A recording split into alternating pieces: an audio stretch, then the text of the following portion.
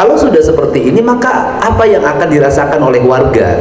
Warga akan berkata bahwa dengan adanya perusahaan air minum ini, saya setiap hari menikmati air minum gratis dari negara. Dengan adanya perusahaan air minum ini, sumber air semakin banyak. Dengan adanya perusahaan air minum ini, jalan yang dilewati semakin baik. Negara hadir. Kenapa selama ini, apa sih yang dilakukan oleh negara dan para pejabat termasuk saya barangkali? Duit pajak dari perusahaan itu tidak kembali secara utuh pada warga. Kenapa? Dibahas di DPR, macam-macam keinginannya. Ingin perjalanan dinas, ingin studi banding, ingin itu, ingin ini. Pemda provinsi juga begitu, ingin bikin acara di hotel, pidato-pidato sebentar, balik honor, studi banding dalam negeri, luar negeri, ingin biaya yang dikeluarkan oleh pemerintah cepat keluar, pertanggungjawabannya rendah, tapi tidak punya impact bagi lingkungan. Apa yang terjadi? Infrastruktur hancur, listrik tidak tersambung, air tidak mengalir. Rakyat berkata apa? Apakah marah sama pemerintah? Tidak, karena pas pemilu udah bagi amplop. Marahnya sama siapa? Sama perusahaan. Mobil nabrak dikit ribut. Terus apalagi? Ngasih proposal buat Agustusan, tidak dikasih, di demo perusahaannya. Menurut saya tidak layak lagi siapapun mengajukan proposal ke perusahaan. Kenapa? Perusahaan sudah bayar pajak. Jadi kalau ada desa bikin proposal, menurut saya tidak layak. Kenapa? Dana desanya berarti tidak berfungsi dengan baik.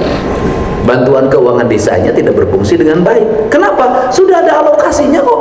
Negara sudah bayar, mereka sudah bayar pajak. Sehingga berulang-ulang saya ngomong, kalau industri ingin maju, satu hal, perusahaan sudah bayar pajak, jangan dipajakin lagi. Aqua itu, saya sebut merek deh, katanya setiap tahun 1 miliar ngasih bantuan ke Pemprov Jabar melalui vendor untuk bangun jalan. Mulai besok Anda nggak boleh lagi. Kenapa? Duit Provinsi Jawa Barat untuk bangun jalan cukup, nggak usah disumbang lagi oleh perusahaan. Kenapa? Harga diri itu. Apa tidak malu pemerintah?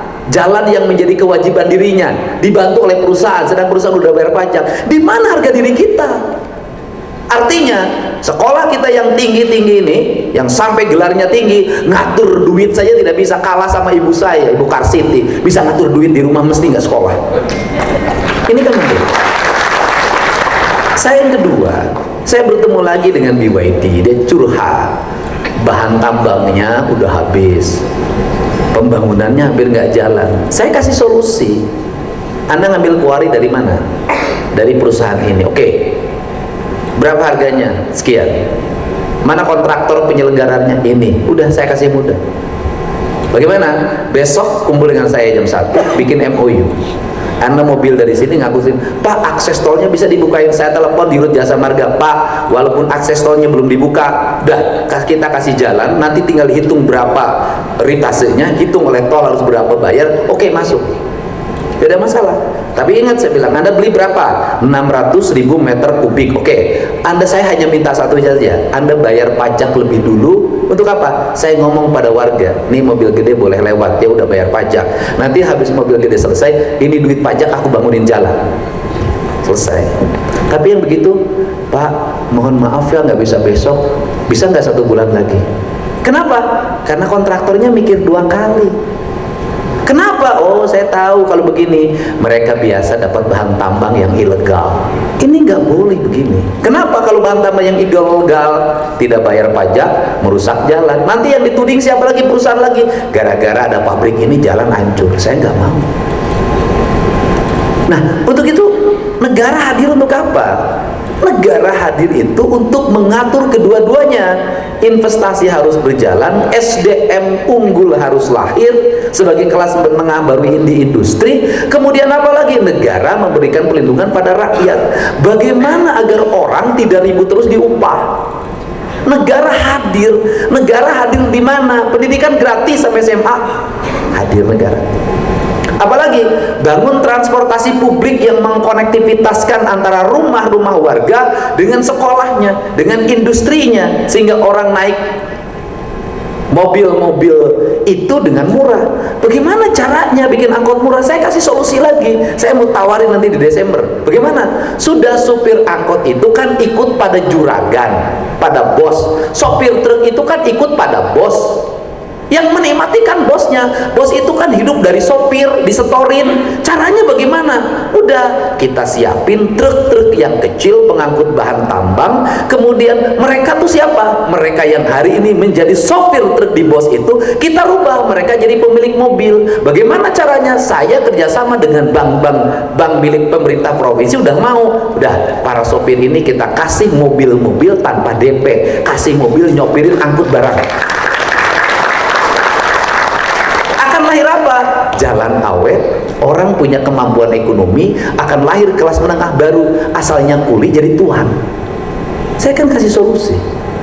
Angkot bagaimana? Mobil listrik, udah kita ciptain. Dah, mobil listrik mana? Nanti ada perusahaan mobil listrik yang udah ngomong ke saya, Pak Deddy bisa nggak? Udah dah, nanti tanpa DP. Oke, tanpa DP. Sopir-sopir yang mengangkut pelajar, yang mengangkut karyawan itu, nanti mobilnya dibikin bagus-bagus. Jangan yang sekarang karyawan pabrik mobil nangis 70 tahun diganti.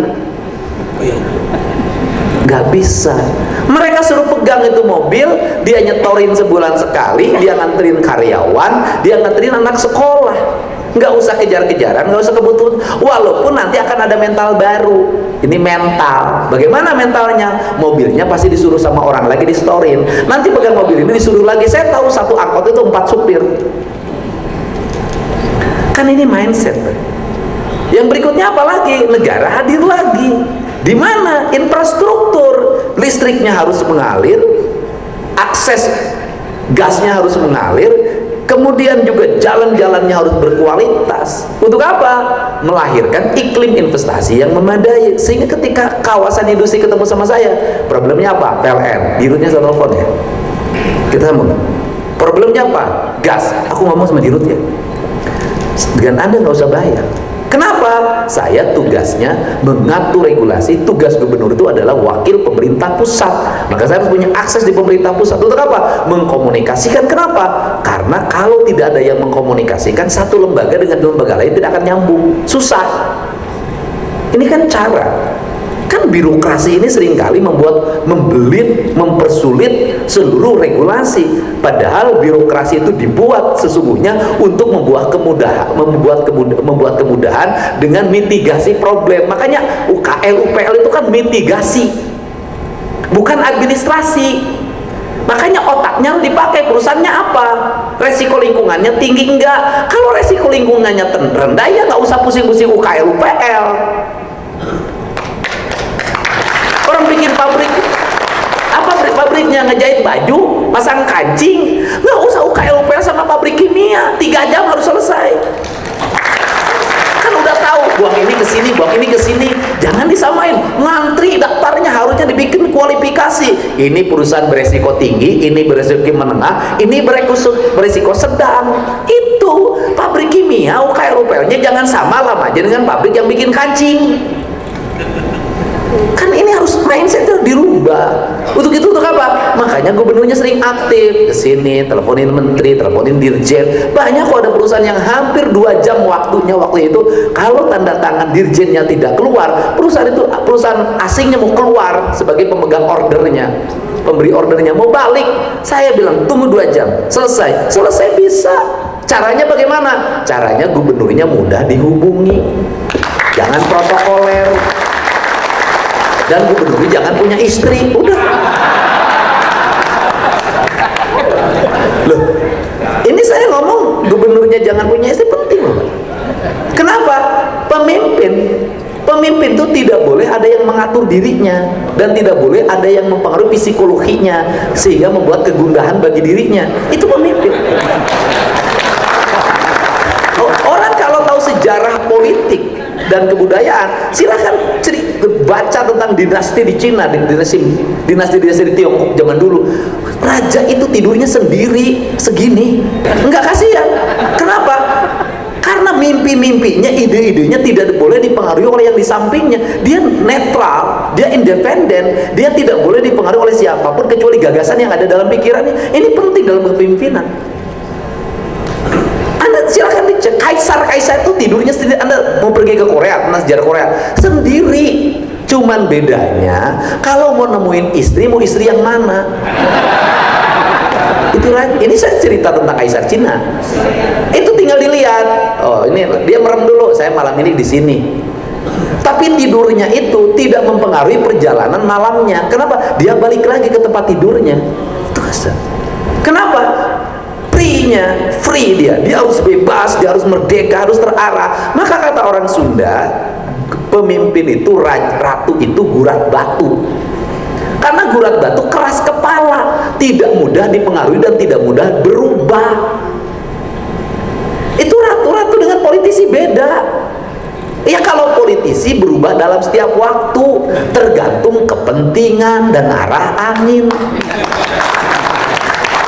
Saya ini politisi satu sisi, tapi di sini saya ini gurat batu. Saya kalau mau ngomong sebagai politisi, saya ini aneh. Kenapa? Saya ngambil sikap terhadap sebuah hal yang sikap itu ditakuti oleh banyak orang. Nyalon gubernur ngambil isu Sunda Wiwitan, kebudayaan. Mana ada yang berani di Jawa Barat? Tapi saya punya keyakinan bahwa gagasan ini akan menjadi gagasan besar bagi sebuah kemajuan. Itulah pemimpin, itulah raja, itulah ratu. Kalau politisi enggak, tergantung netizen kesini. Kalau saya enggak, ditentang sama netizen silahkan. Tapi gagasan saya akan saya yakinkan bahwa besok gagasan yang benar. Itu pemimpin. Dan besok baru, oh nya benernya orang makareknya, oh maksudnya kadinya. Pemimpin itu harus merubah mindset publik, bukan pemimpin diatur oleh mindset publik. Beda. Nah, untuk itu negara hadir di situ. Di mana lagi negara hadir? Jaminan kesehatan warga.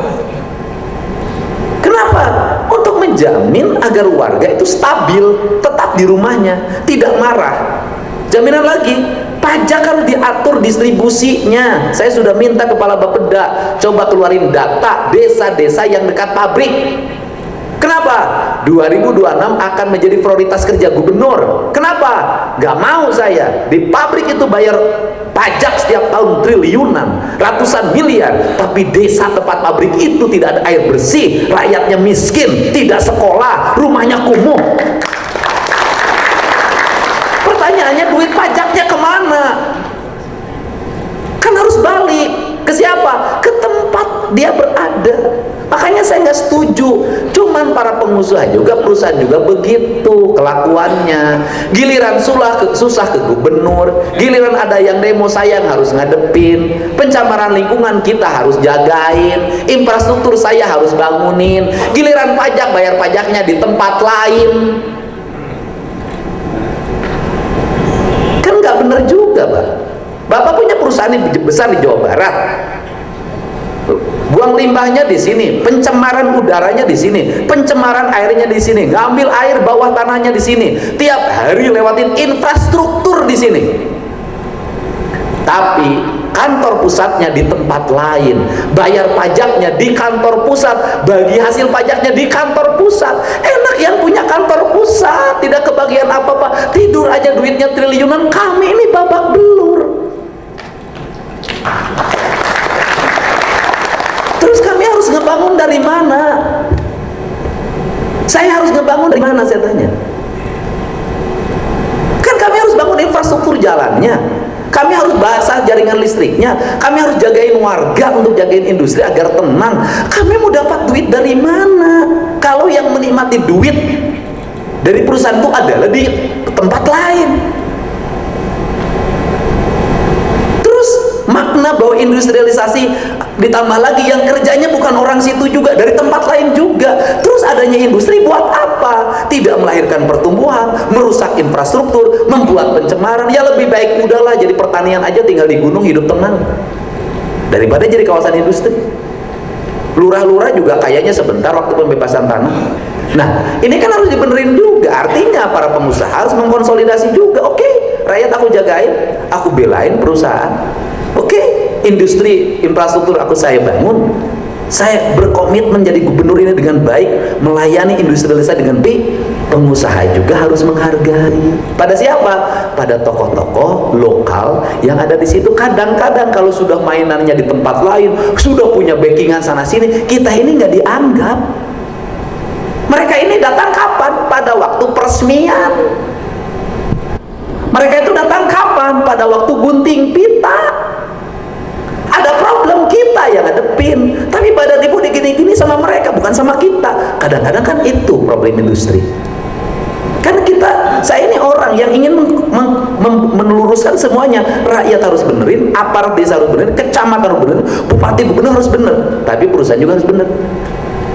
Contoh. Assalamualaikum warahmatullahi wabarakatuh, teman-teman semua dimanapun berada, semoga sehat selalu.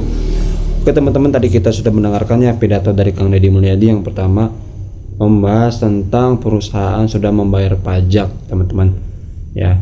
Karena sudah membayar pajak, perusahaan jangan diperas oleh ya oknum-oknum yang mana seperti memeras lagi, suruh bayar pajak lagi ya teman-teman. Intinya oknum yang gak bertanggung jawab ya teman-teman, ya. Kasihan perusahaan.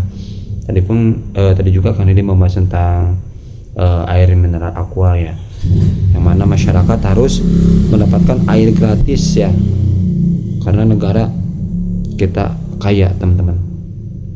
Berinding ya teman-teman dari kita mendengarkan pidato dari Kang Deddy Mulyadi dan membahas lagi tentang ya BYD dan yang lainnya teman-teman.